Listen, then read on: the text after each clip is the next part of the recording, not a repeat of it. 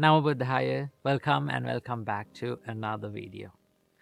We've all heard these words more than 1,000,000 times in our life, and that is to let go of the attachments, and then we will be happy. But saying this is easy, but doing this practically, it is really, really difficult. So let's discuss about what it truly means to let go and let go of the attachments and how to approach it in the correct way. Oftenly, the common perspective of letting go of the attachment is that people think that we have to let go of the things that we are being attached to. That means attachment is occurred by these objects around us. So that to let go of the attachments, we have to let go of the things and then we will be happy. Now, I have heard the people say that, oh, even the Buddha said that let go of everything and then you will be happy. But Buddha never said to let go of the things or let go of the things that you are being attached to. And also, the Buddha never said that you have to be attached to the things around you.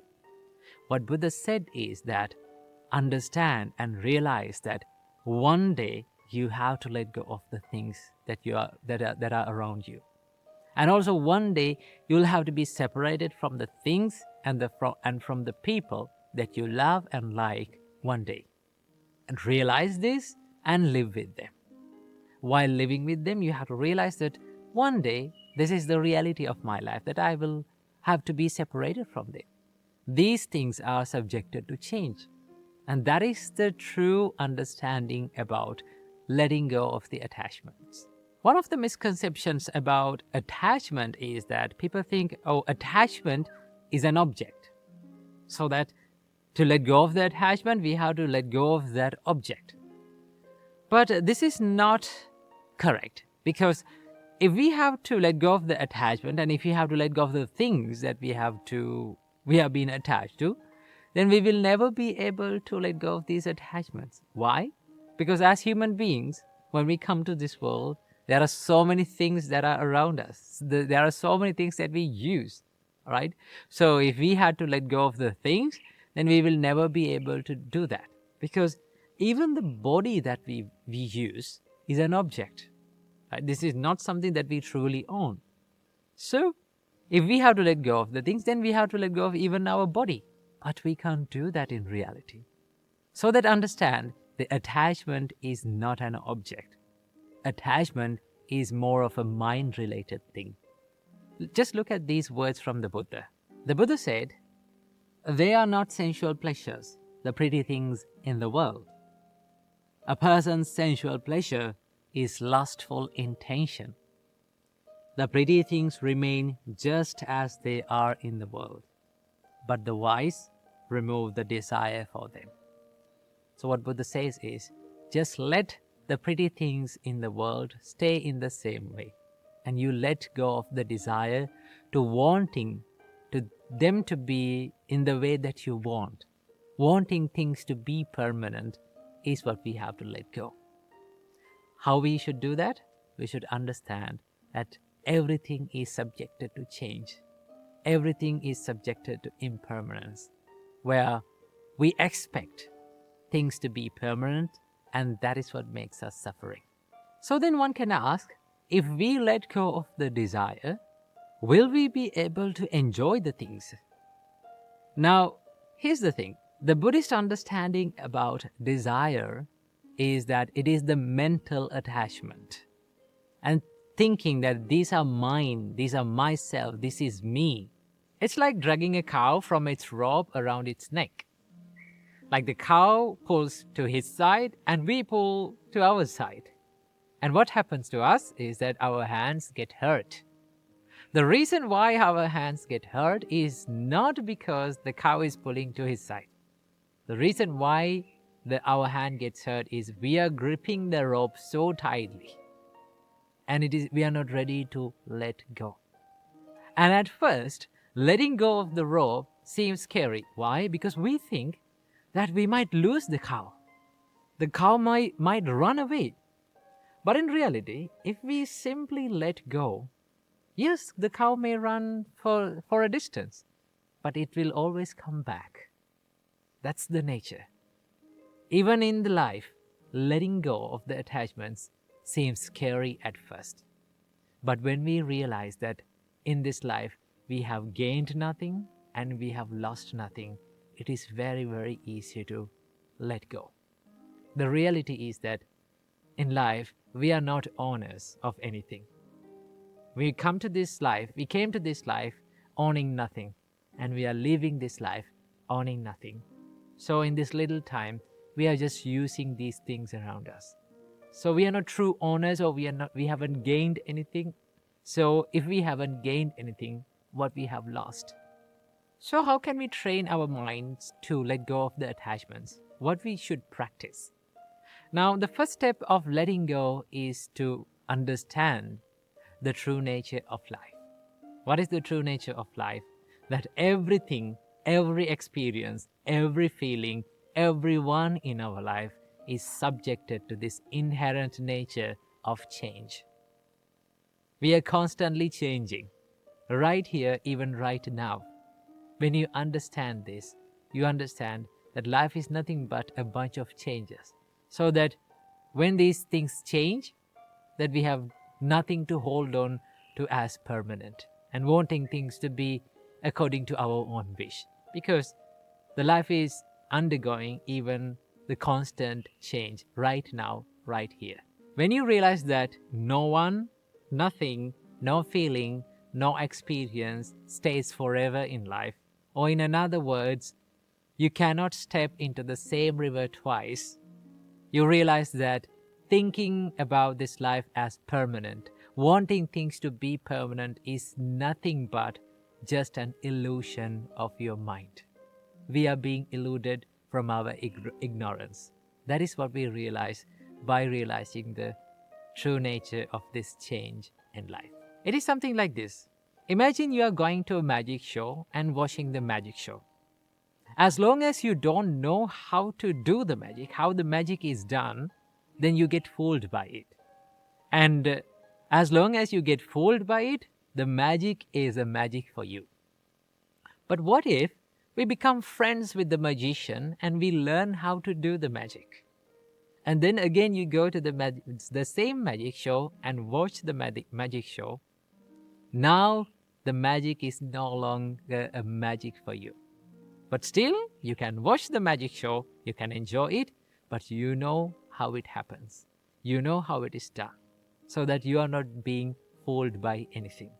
In the same way, when we realize that this illusion of our mind, that thinking about this permanent, thinking the life and experiences to be permanent is just an illusion of our mind, then you can enjoy the life, and also you can live life in a more wiser and a more experienced and a more matured way. So that is the way we understand about the attachment. This realization will make you more understanding about yourself and the world around you. And it will make you more easily enjoy this world in a more wiser and a more matured way.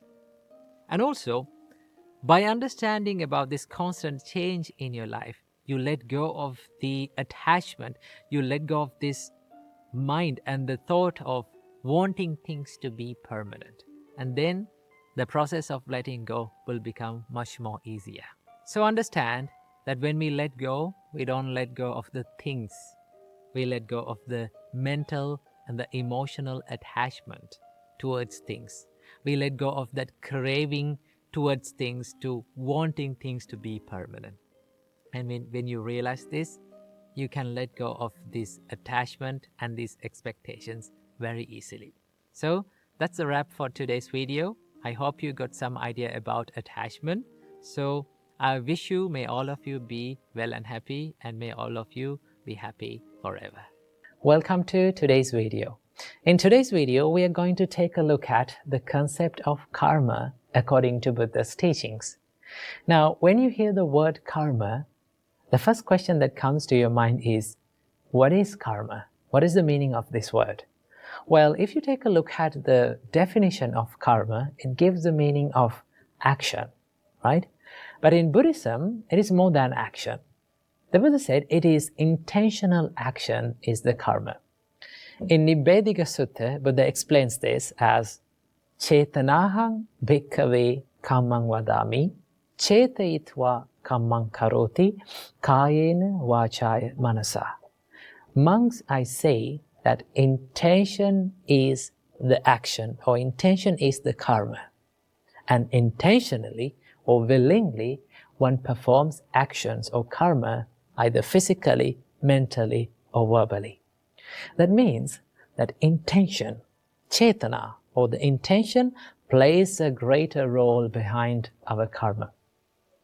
Now, according to the intentions, the karma can be divided into two types. Buddha said there are kusala karma and akusala karma, wholesome actions and unwholesome actions, right? Now, what is wholesome action?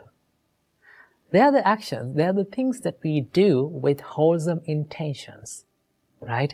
Like we do certain things with wholesome intentions like love and kindness, compassion, patience, serenity, right? When we do certain things from our body, speech, and our mind with wholesome actions, wholesome intentions, we generate karmas that are wholesome. And also there's the other side of the karma, that is unwholesome actions. Okay? Now, akusala karma or unwholesome actions is a broader topic, because so many people think that akusala karma is something that is bad when it comes to unwholesome actions, right? Akusala karma is not only bad, but also there's another hidden meaning behind this. And that is, there are certain things, there are certain actions that we perform during our day-to-day life, right? They're the things that we do in day-to-day life, like talking and writing and like sleeping and traveling. We need actions and we need intentions to do this. Intentionally we do all the actions. But they're not certainly unwholesome. So the meaning of akusala karma means the actions that do not fall under the wholesome actions or kusala karma. Of course, there is the unwholesome actions or the bad karma or the evil karmas that we do, and also there is other neutral karmas that we perform during our day-to-day life. So they are called the unwholesome actions, right? So based on the intention, the karma can be divided into two different parts, and they are wholesome actions and unwholesome actions. Kusala karma and akusala karma. Okay? And the word karma does not come alone. It comes with this word vipaka or phala, right? Vipaka, the word vipaka gives the meaning of result or outcome. And the word phala gives the meaning of the fruit. Okay? Now the word phala is a great word to understand about the law of karma. Let's understand about it in this way. Let's say I planted a mango seed on the ground. In few years' time, what do I get? I can have mangoes, right? And also, if I planted a chili seed, in few months' time, what can I get? I can get chili, right? So, when we plant something, a seed, it has the potential to give the result in the future, right? If I planted a mango seed, that mango seed has the potential, it has the ability to generate mango fruits in the future. Okay? Same like that. If I did a certain karma in this moment, right? If with an intention, if I perform an action in this moment, it has the potential to create a series of experiences in the future, whether it is good or bad, right? So remember, the vipaka is the effect that we are going to get in the future, right? Now, this whole idea behind this law of karma is the law of cause and effect. When we make the conditions for something, then we are going to get the results out of it in the future. Now, the nature of the results, highly dependent on the nature of the karma that we perform today. Let's understand about this in this way. Now, I planted the mango seed, right? That mango seed had the power to generate mangoes in the future, right? But if I wish this mango seed to give chilies in the future, no matter how hard I wish, I will never get chili out of it. I get mangoes because it has the nature of generating mangoes. Same like that, right? If I did an action with an intention, it has the power to generate the experiences or the vipakas in the future. So if the nature of this karma that I am performing today has the intention of wholesome, or if I did with a pure mind, a pure intention, it can generate desirable experiences in the future, desirable results in the future, because that is the nature of this seed of karma. In the same way, if I did something unwholesome with an unwholesome intention, I will get unwholesome or undesirable experiences in the future, because it has the nature of generating undesirable experiences in the future. So this is the whole idea behind the law of karma. Now, why do we need to understand about the law of karma and how karma works? Now, if you had a good understanding about the law of karma and how karma works, it is very easy to be compassionate on others. And it is very easy to be compassionate on yourself. Right? There are certain things and certain experiences that happens due to our past karmas. Right? Now, according to Buddhism, we believe that we are coming from a long journey of rebirth that is called samsara. Now, in this long samsara, we have performed both good and bad karmas. So, in this life, we are going to get some sort of experiences from our past karmas. Okay? So, if you take a look at that, when the tough times comes, when the problems comes to your mind, sometimes people blame to themselves. People hate themselves and think like, I'm a bad person, right? I'm a bad person. I'm a negative person. No, right? Just because you performed a bad karma doesn't say that you're a bad person.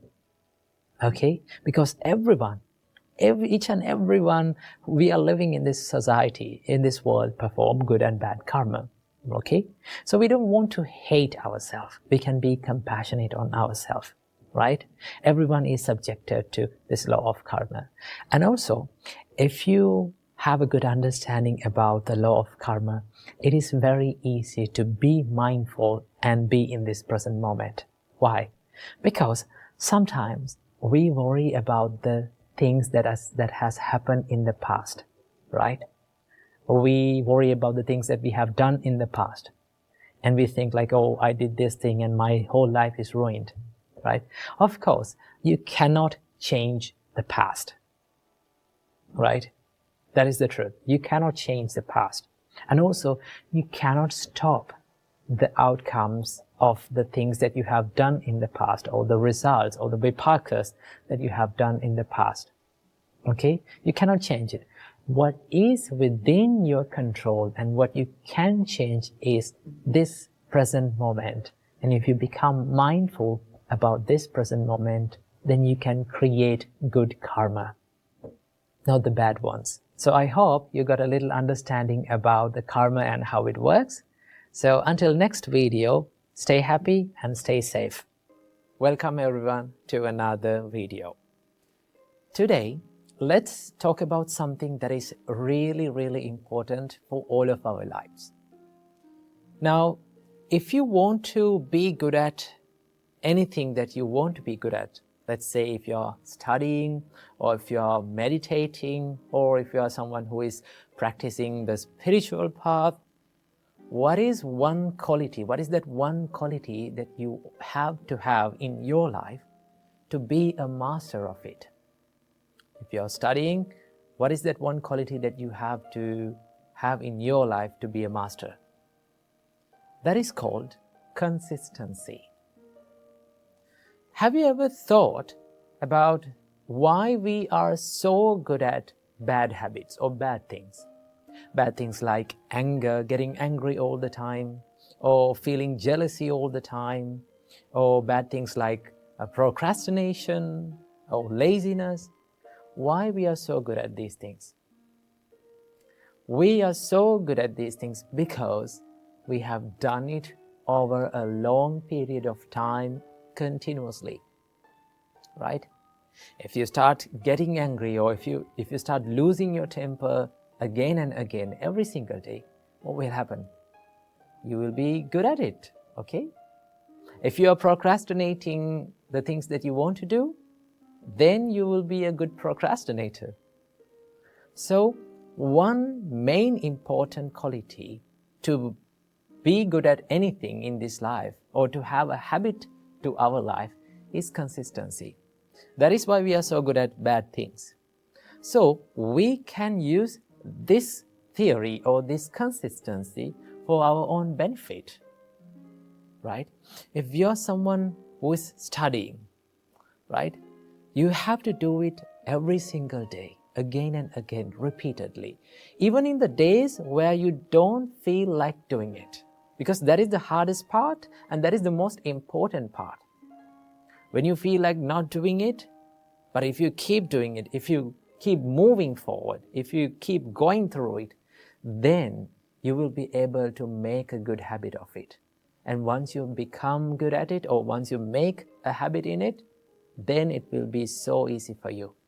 So that is why our great teacher, Supreme Buddha, said that when you practice the spiritual path, right, when you practice meditations, do it again and again and again. Do not do it like here and there, once in a week, once in a blue moon. When you do that, and when you expect more results, you will never get it. So that is why Buddha said, Mettaya bhikkhave cheto vimuktya asevitaya bhavitaya bahuli kataya. Buddha said, when you practice the mind of loving kindness, this is about practicing the loving kindness, meditation and mind of loving kindness. Asevitaya bhavitaya bahuli kataya. That means you have to use that mind of loving kindness. You have to do it again and again, consistently, bahuli kataya. Use it again and again. When you do that, you will be good at it. And the loving kindness, or the love, or the patience, or the compassion will be a part of your life. Okay? So when you meditate, when you practice spiritual practice, or if you're studying, or if you're in a profession, if you are developing a skill, then what is the most important thing to have in your life to be good at it? The consistency. So do it on the days that you don't feel like doing it also, right? When you do that, when you move forward through it, then you will be a master of it. But here's the most important thing that you have to have. Do not judge your progress in your life, right? We are so busy to have quick progress, quick results, because we are used to this instant world, right? We live in an instant world, right? We can find everything we want in our mobile phone, right? If you want to Google something, instantly you get the results. So we are used to this instant world. But when it comes to the spiritual practice, when it comes to the soft skills or developing the skills that you want, it is not that easy and it is not that instant. You have to do it little by little, and you have to expect little progress from one session. So do not judge your progress. Do not judge your improvements. The most important thing is to do it every single day. Keep moving, and then you will be a master of anything that you want to be a master of. Okay? So I hope you got some idea about the consistency and the value of it. So keep practicing and keep doing these things. So I wish you all, may all of you be well and happy, and may all of you live in peace forever. The green-eyed monster is nothing but the jealousy that arises within our hearts. So today, we're going to talk about how to deal with jealousy that arises within our minds. Jealousy is one of the most hardest experiences and emotions that we have to go through in our life. It is very hard to admit, and also it is very hard to remove from our hearts. So how can we deal with this jealousy? First of all, let's see why we feel jealousy. We often feel jealousy when we hear or when we see that someone is better than us. Someone is more capable than us. Someone is more smarter and genuine than us. Then we start to compare ourselves with that person, and we start to feel jealousy. So, what is the reason for this jealousness? When we explore the emotion of jealousy, we can find the selfishness or the self-centeredness is deeply rooted within this jealousness. That is why we feel jealousy all the time. So selfishness means that if someone is thinking only about that person, and if he is thinking that he is the greatest person of all, so chances are very high for that person to feel jealousy on people who are better than that person. So, how can we deal with this? And how can we stop this jealousness? There are a few things that you can do, right? The first thing that you should do is to admit that you are jealous of that person. In most of the time, when we feel jealous, we refuse to admit that we are jealous of that person. We hide our emotions and we make excuses for our own evil emotions. So what you have to do is be humble and admit that I am jealous of that person. Okay? Then only you can identify the real emotion and real state of your mind. So first thing that you have to do is to admit that you are jealousy of that person. Second thing that you have to do is to realize that we all are different from one to another. For an example, there are 4 elements in this world. The water element, the earth element, air element, and the fire element. These are the 4 elements that prevails in this world. So if I ask from you, which one is the best element out of these 4? What is the answer of yours? You may say that we cannot compare these 4 elements because these elements are unique from one to another. They serve differently to this world, so we cannot compare. We cannot say which one is the better one. Same goes with our human lives. We are different from one to another. There are no same and identical people in this world. Even the identical twins are different from emotions and feelings. So that is why we should not compare ourselves with others, right?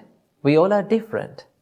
And also you have to realize there is a person always in this world who is better than you, right? You can be the best in the world sometimes, but remember, there will be always a person who has the potential to beat you. Instead of competing with others in the society, let's try to compete with ourselves, right? Let's try to battle with ourselves and let's try to improve ourselves and bring the better version of ourselves daily, right? So that is what we have to do. Your competition should not be with the people who are around you, but your competition should be with the person who is inside yourself, right? Try to bring the better version of yourself every single day. When you're competing with yourself, there's no competition with others in the society, and you will never feel jealous on them, right? And also there's a special practice that our great teacher, Supreme Buddha, taught us to do whenever you feel jealousy. What is that? It is one of the most coolest practices in Buddhism. It is called mudita. The Pali word is called mudita. Mudita means the appreciative joyfulness, or in another word, the sympathetic joyfulness. When you practice mudita, you will have the ability to wish the well-being of the people around you. Whether he or she is better than you or lower than you, You can have the ability to wish the well-being and the development and the success of the people, right? These are the thoughts of mudita. So how can we practice these thoughts of mudita? There are a few simple things that you can do, right? Try this out every single day. Whenever you get up from the bed in the morning, right? Just don't rush into distractions quickly. Just sit on the bed, close your eyes, and wish the well-being and the development and the success of all the beings in this world equally, right? You can close your eyes and think, may all beings in this world be well and happy. May they be successful in their life. May they be developed with the successness. When you think and when you mean these emotions from your heart, you can develop the mudita within you. And when you're going to the society and when you see the people who are better than you, who are more capable than you, then automatically the thoughts of mudita will come to you and it will take control of your emotions, right? So never let that green-eyed monster or the jealousy to take control over your mind. Instead of that, let's practice the mudita and let's wish the well-being of the people, right? So be a big fan of watching people and being happy by seeing they are growing up in their life and by seeing they are becoming successful in their life. Because at the end of our life, we all have to leave this world and we take nothing from this world, right? So that is why we need to collect more good deeds and we need to practice more good emotions within our hearts, okay? So never be jealous at people because there's nothing good that we can gain by mere being jealous on other people, right? So practice mudita, appreciate and be happy by seeing the people growing up in their life. When you become happy by seeing the success of others, you can be happy about yourself also. Welcome, you all wonderful people and my dear sons and daughters. Today, we are going to learn about the essence of Buddhism. Now, you may be having a question. What is the essence of Buddhism? What the Buddha really teach to us? Well, the Buddha answers this question from three separate verses, where you can find them in Dhammapada. In case if you are wondering what is Dhammapada, Dhammapada is a set of verses which was originally preached by the Buddha in certain occasions due to certain incidents that happened in the Buddha's time. So we have 423 verses in Dhammapada which are categorized into 26 chapters, and in the 14th chapter, which is known as the Buddha Vagga, which gives the meaning of the chapter of the Buddha preaches and Buddha teaches us about the essence of the advice of the Buddhas or essence of the Buddhism. Now, first of all, in this video, I'm going to share with you the first verse, and also I'm going to make another 2 videos for the other 2 verses. So from this video, we're going to learn the first verse and the meaning of that verse. So before everything, I'm going to chant it for you. So listen closely, and after that we are going to learn the meaning of it. The verse goes like this. Sambha papassa akaranang kusalassa upasampada sachitta pariyodapanang etang buddhana sasanang. Okay, let's learn the meaning of that verse. Sabbha papassa akaranang kusalassa upasampada. Let's take these two lines and learn the meaning. Sabba papasa akaranam. Buddha teaches us, avoid all evil deeds.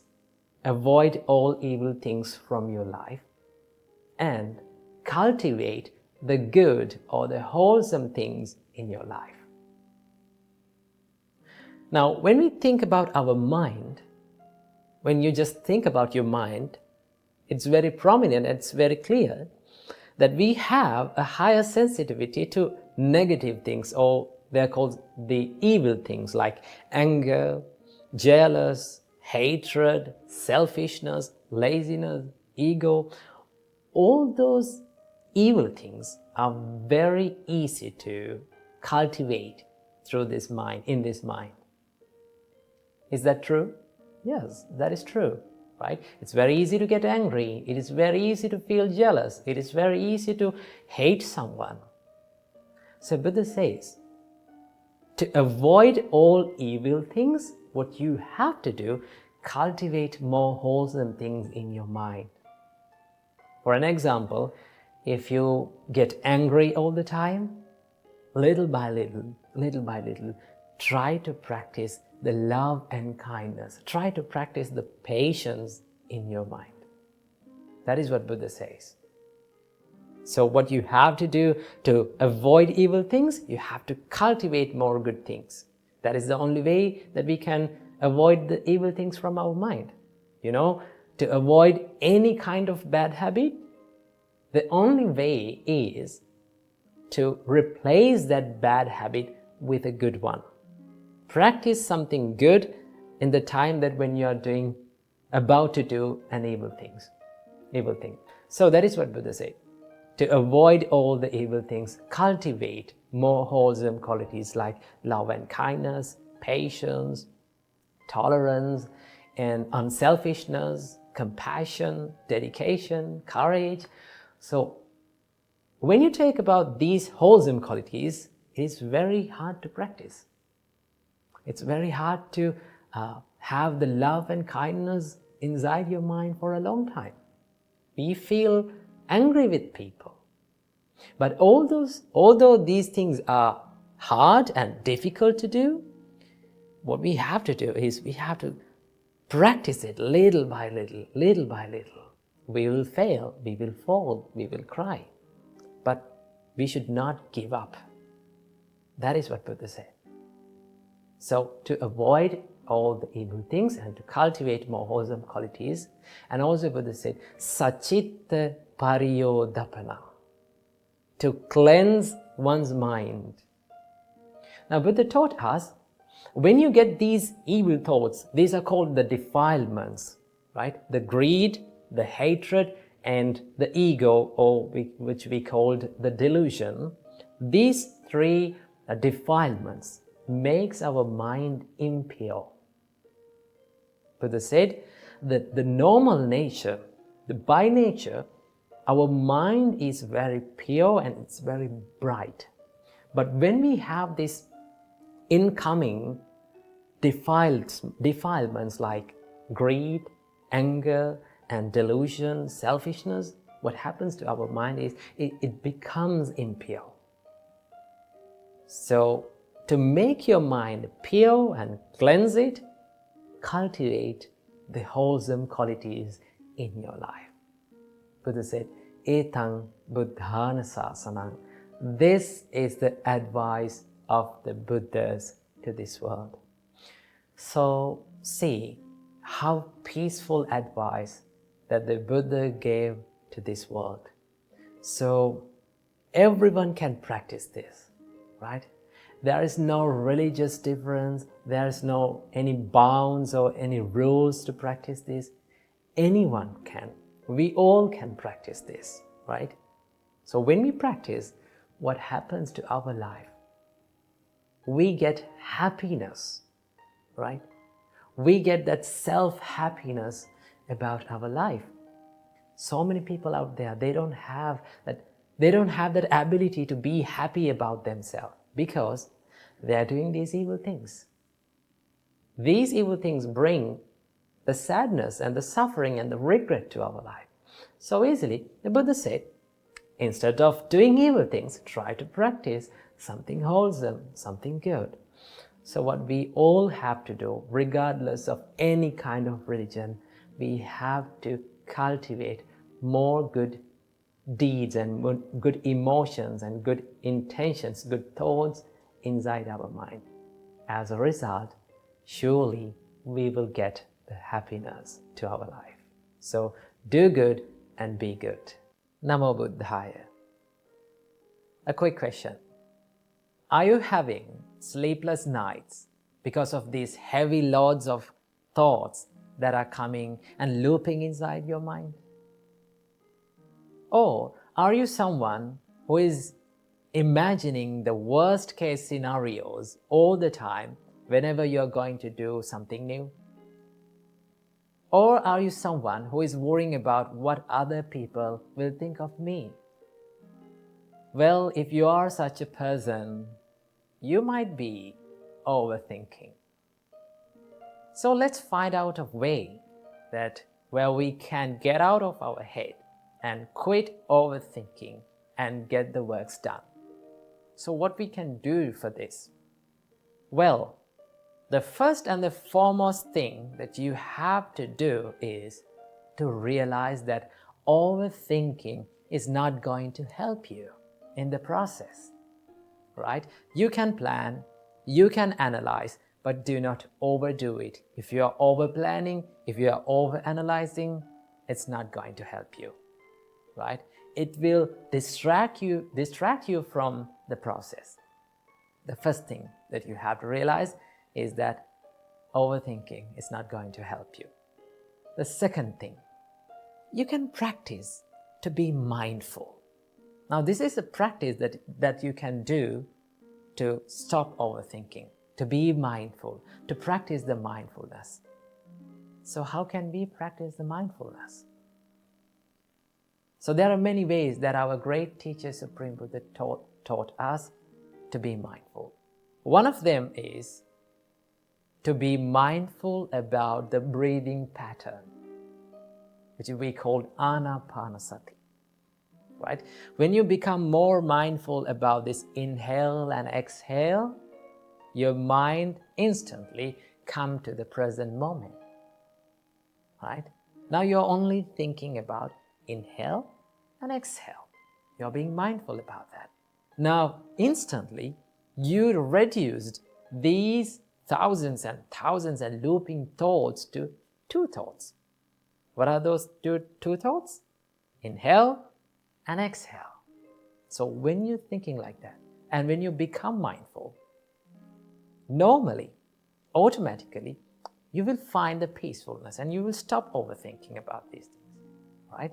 So whenever you catch yourself overthinking, what you have to do, take 3 deep breaths in and out, right?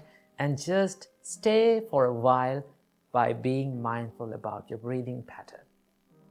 Or you can be mindful about your body, right? You can ask from yourself that, how am I sitting now, right? What am I doing now? When you ask these things from yourself, you can answer these things like, I'm sitting now. You can recognize. When you do these things, you can be mindful. If you're mindful, your mind is in the present moment. And when your mind is in the present moment, your mind is in the peacefulness. There's a saying, and it goes like this. If you're sad, then your mind is in the past.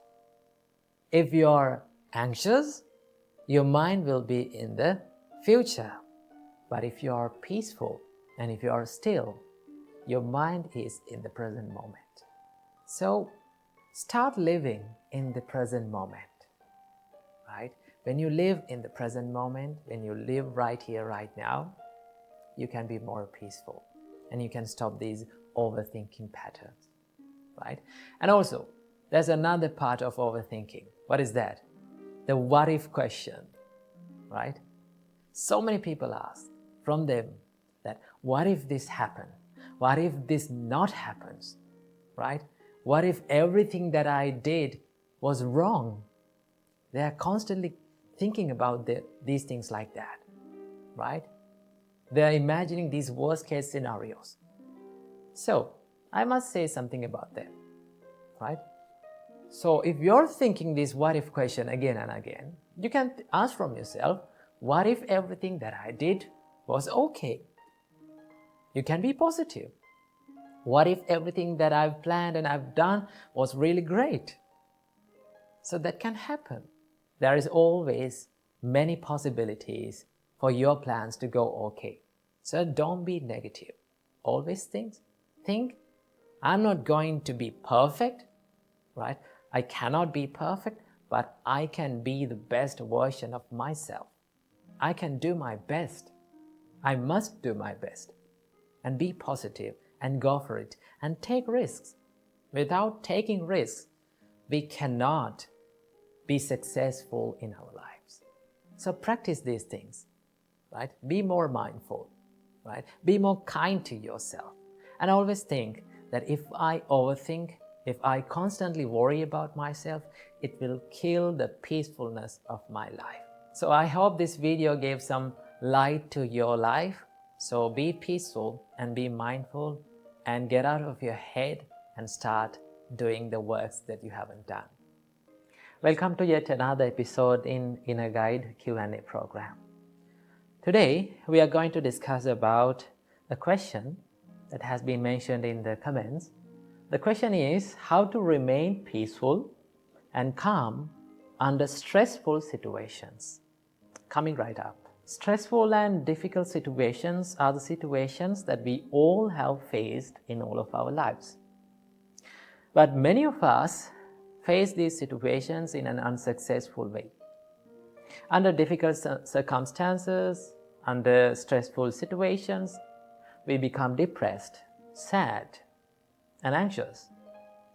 So, how to remain calm and how to maintain your inner peace under these circumstances? So first of all, we have to know and we have to learn and we have to observe what is the situation. Remember, there is a common nature in all the experiences and situations that we face in our life. What is this? What is that common nature? That is called the impermanence. Whatever we encounter and whatever we experience in our life, soon after that has been experienced, it becomes impermanent. Isn't that right? Yes, it is.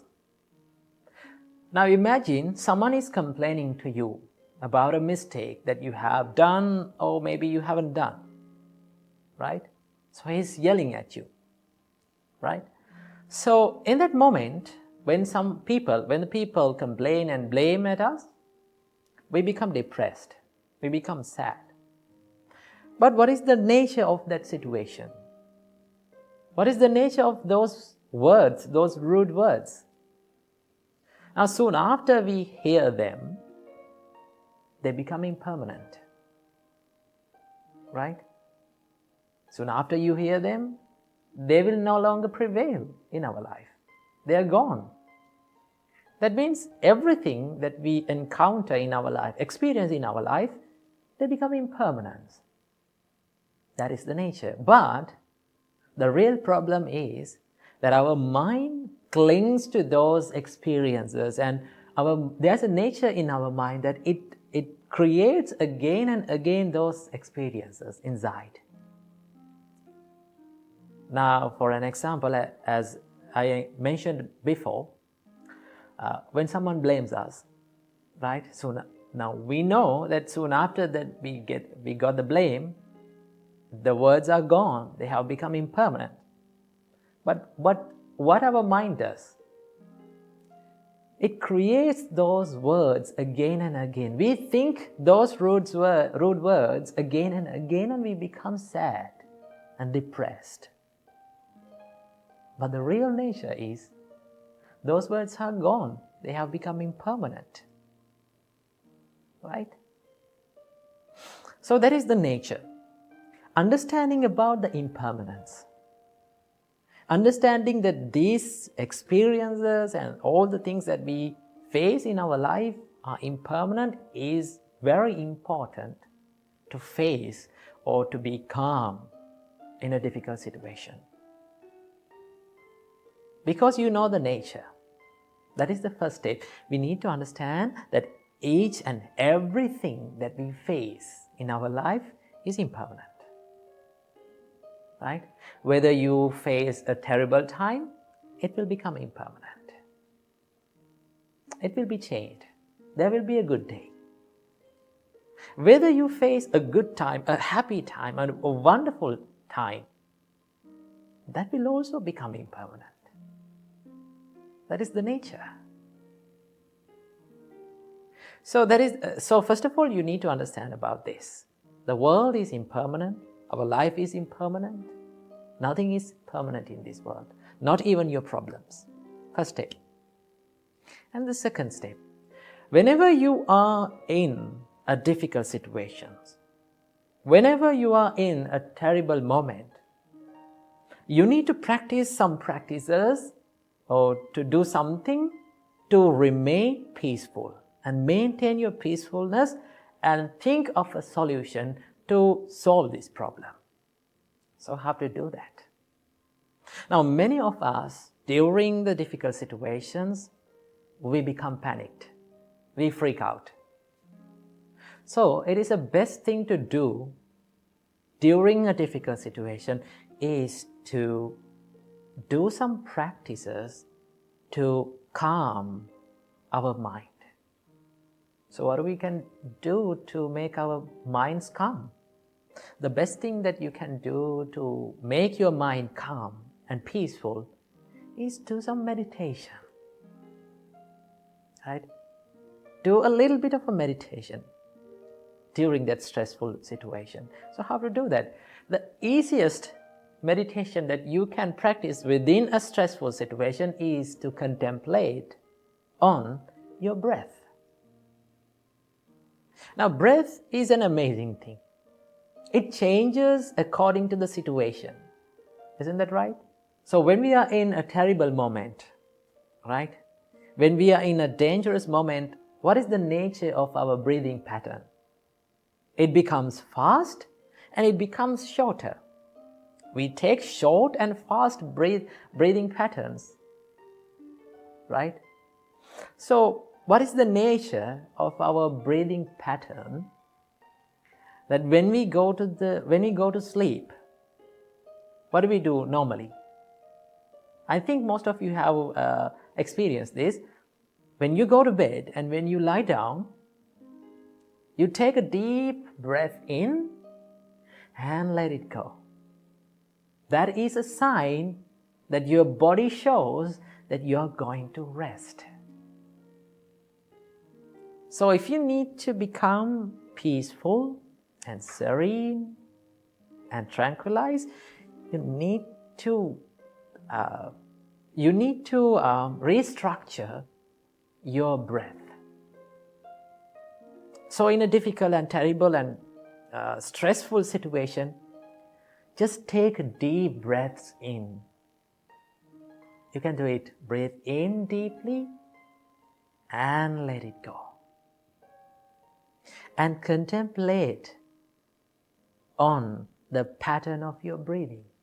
Now you can do this, but this needs a little bit of a practice. Right?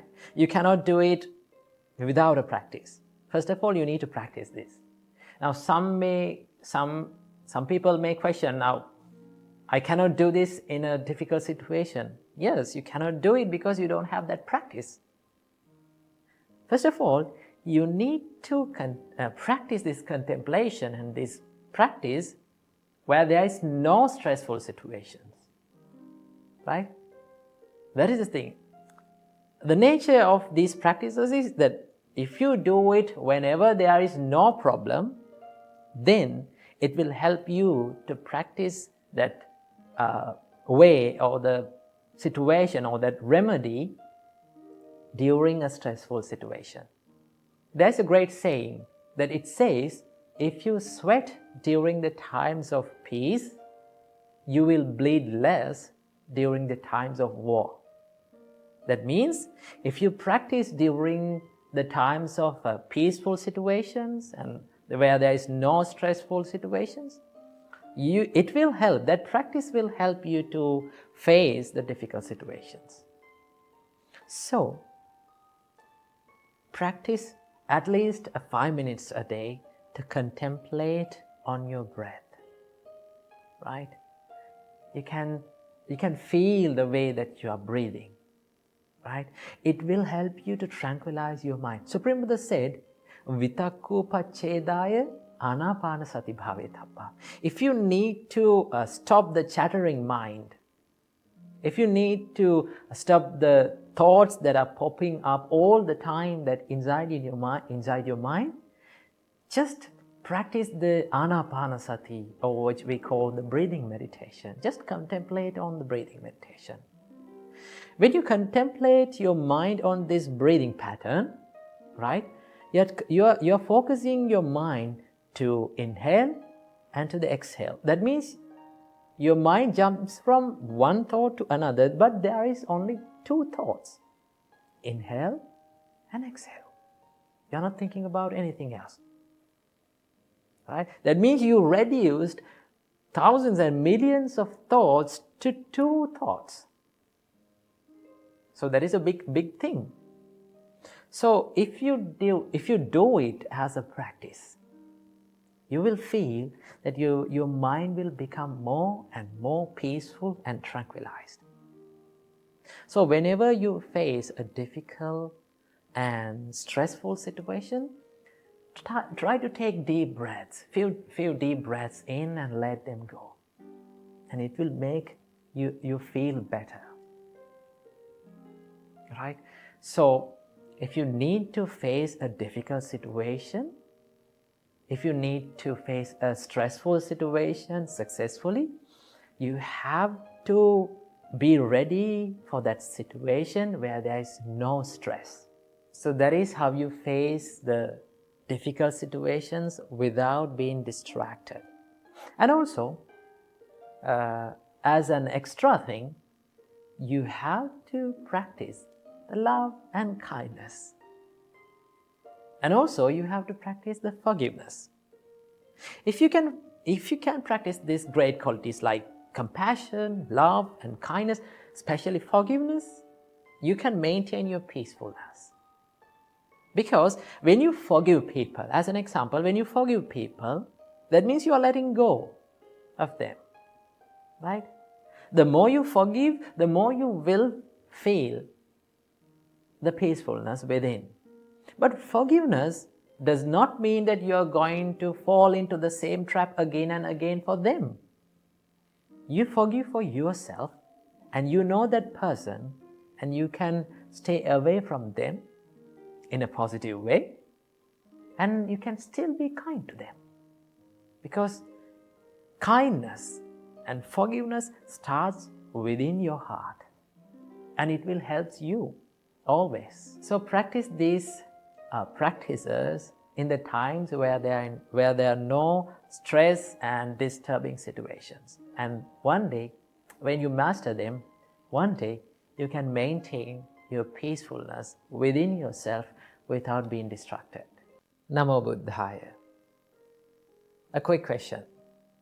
Are you having sleepless nights because of these heavy loads of thoughts that are coming and looping inside your mind? Or are you someone who is imagining the worst case scenarios all the time whenever you're going to do something new? Or are you someone who is worrying about what other people will think of me? Well, if you are such a person, you might be overthinking. So let's find out a way where we can get out of our head and quit overthinking and get the works done. So what we can do for this? Well, the first and the foremost thing that you have to do is to realize that overthinking is not going to help you in the process, right? You can plan, you can analyze, but do not overdo it. If you are over planning, if you are over analyzing, it's not going to help you, right? It will distract you from the process. The first thing that you have to realize is that overthinking is not going to help you. The second thing, you can practice to be mindful. Now, this is a practice that you can do to stop overthinking, to be mindful, to practice the mindfulness. So how can we practice the mindfulness? So there are many ways that our great teacher Supreme Buddha taught us to be mindful. One of them is to be mindful about the breathing pattern, which we call anapanasati. Right? When you become more mindful about this inhale and exhale, your mind instantly comes to the present moment. Right? Now you're only thinking about inhale and exhale. You're being mindful about that. Now, instantly, you reduced these thousands and thousands and looping thoughts to two thoughts. What are those two thoughts? Inhale and exhale. So when you're thinking like that, and when you become mindful, normally, automatically, you will find the peacefulness and you will stop overthinking about these things, right? So whenever you catch yourself overthinking, what you have to do, take 3 deep breaths in and out, right? And just stay for a while by being mindful about your breathing pattern. Or you can be mindful about your body, right? You can ask from yourself that, how am I sitting now, right? What am I doing now? And you ask these things from yourself, you can answer these things like, I'm sitting now. You can recognize. When you do these things, you can be mindful. If you're mindful, your mind is in the present moment. And when your mind is in the present moment, your mind is in the peacefulness.